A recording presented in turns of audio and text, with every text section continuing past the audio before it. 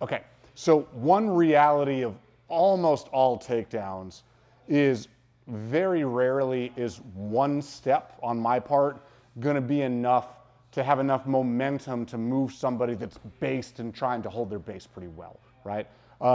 And so we've practiced this so far mostly with just one step and drop down, right? Because we focused on all the other parts, landing on your elbow and all of these things.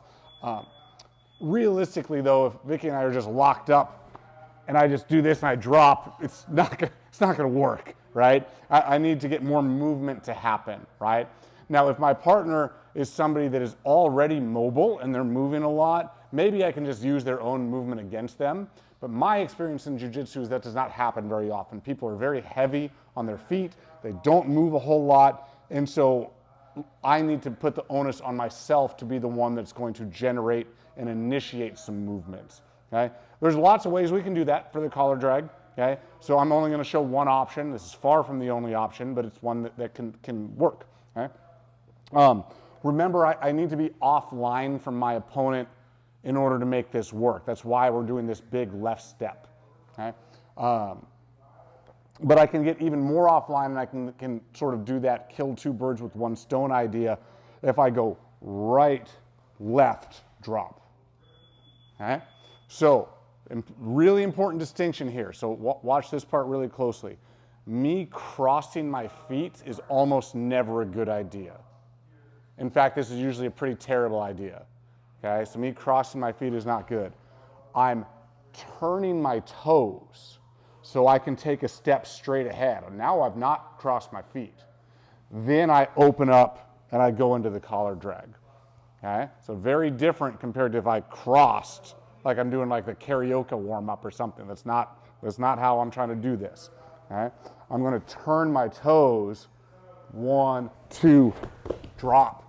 And now you see I didn't throw any harder, but there was much more momentum to that, okay? This is gonna be a way to actually get enough momentum to throw somebody that otherwise is fairly planted and is kind of just holding their ground and not moving very much. Let's look one more time.